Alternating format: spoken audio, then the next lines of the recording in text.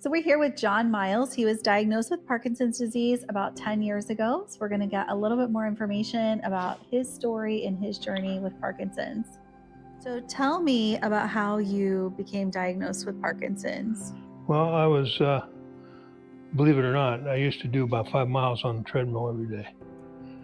And I started noticing my fingers just wanted to touch, not this bad, you go like this. And I didn't think too much about it, and then it started getting more. So then I went to a doctor, and he referred me to a neurologist who diagnosed me with Parkinson's.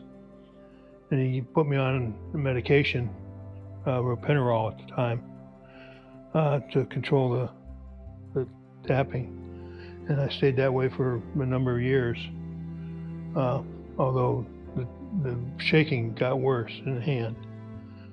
And eventually I had deep brain stimulation surgery, and that really cleared things up. What have you found helps you manage your symptoms? Taking the medication on a regular basis. As far as the brain stimulation, that I think has the most effect. And I go to the doctor every 3, 4, or 5 months, and he checks the readings and all that, for the probes that he got on me, and makes adjustments, and then he'll program it into this thing, so I can change the program if I need to. In fact, my son, he's a comedian in the family. He says, "Let's get that controller from Dad." And when he's eating soup, when he gets it up to his mouth, we'll hit that button and it'll start shaking like that. He thinks that's funny. I don't. But it works great. And if this thing goes off, because you can turn the simulation on and off, if it goes off, I can tell. My hand will start shaking. Okay. And I've been fortunate in that's been about the major condition that I've had from the Parkinson's. But many other people get different symptoms. Their hands will shake, they'll drool, speech starts getting lower. They may not be able to balance themselves well. Mm-hmm. So it all depends on the individual. How has Parkinson's impacted your life? Oh, it's mainly writing is my problem still. I tend to start writing okay, but then my letters get smaller and smaller and smaller, which is typical for Parkinson's. So I find myself not writing checks anymore. I do everything electronically. If I do have to write a check, I have my wife Karen write the check out. You don't have to worry about your signature too much these days. When they ask you to sign, you put a straight line on there and then take it. So I don't know why they have you sign stuff these days, but they do. But that's been the biggest impact, and the shaking. Yeah. And since I've got that controlled, it's been fine. I haven't noticed too much effect of Parkinson's. But I do know friends of mine that were in these classes with me. Some of them have gotten to the point where they can't stand up anymore very long because their balance is off, Okay. or their voices go. I remember one gentleman in our class, he was drooling all the time. He had to carry a handkerchief with him because he was drooling all the time. And he couldn't stop that. So I've been fortunate in my particular case. Like I said, it hasn't been, other than the handshaking thing, it hasn't been too much of the Parkinson's symptoms. Tell me about the deep brain stimulation. What was that procedure like? Well, like I said, about 10 years ago was the first time I went to the doctor. And I asked him I had read about this brain surgery that Ohio State was doing. And he told me, he says, it's rather new. He says, I wouldn't recommend it right now.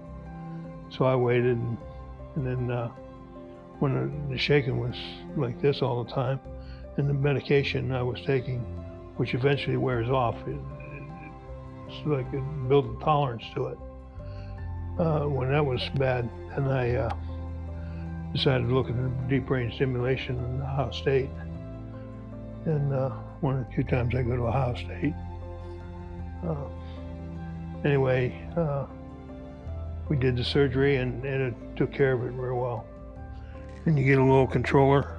I got an implant in here, the stimulator, and you get this little controller that tells you how the battery is in here, and you can change programs. The doctor actually, after surgery, they sit you down and they actually program the tabs in your head, and they look at how you're shaking, and you hold steady, and it's worked great. Wonderful. What's something that you wish you would have known when you were diagnosed? Nothing I can really think of. When I was first diagnosed, I said, okay, that's what I got.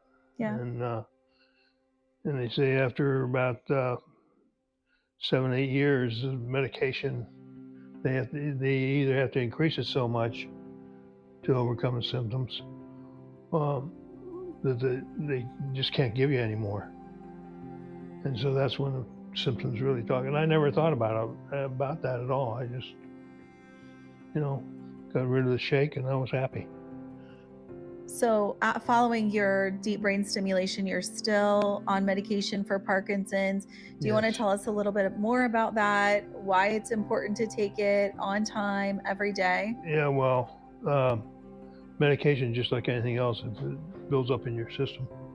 So if they say take it 3 times a day, take it 3 times a day. Ropinirole with me was the first one. When that started wearing off a little bit, they gave me carbidopa. I can't think of the name of it. Carbidopa-levodopa. The carbidopa-levodopa? Yeah, that.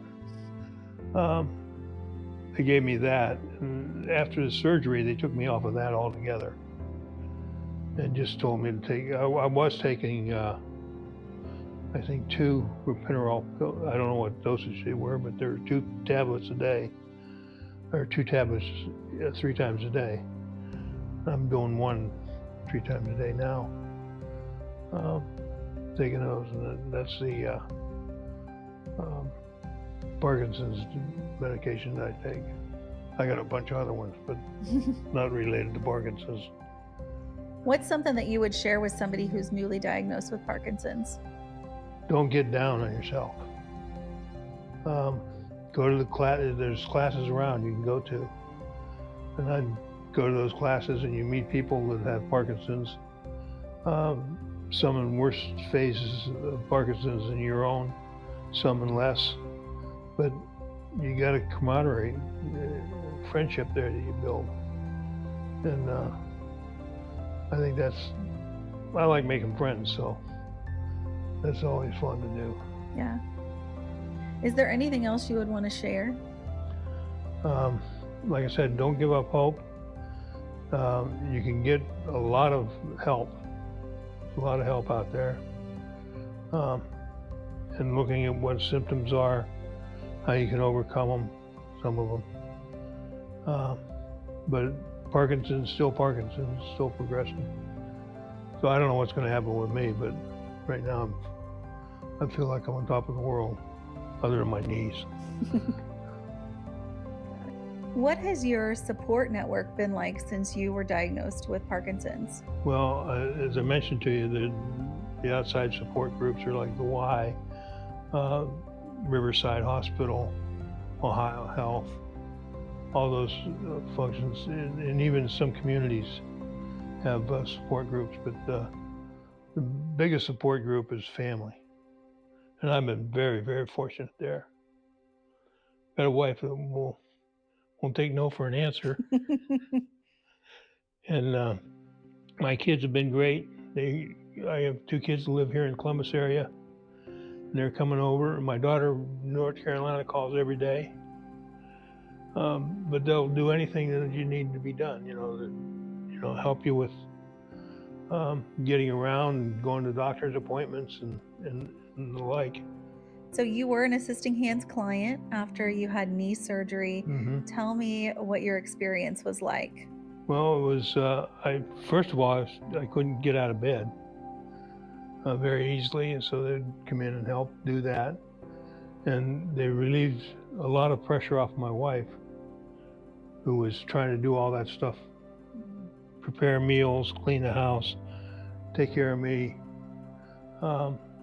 They interceded and came in and did some of those things that she got relief on, like sponge baths, getting in and out of the bed if I had to go to the restroom. And they were here all anywhere from 4 hours to 24 hours a day, and got to be friends with them actually, and exchange some recipes.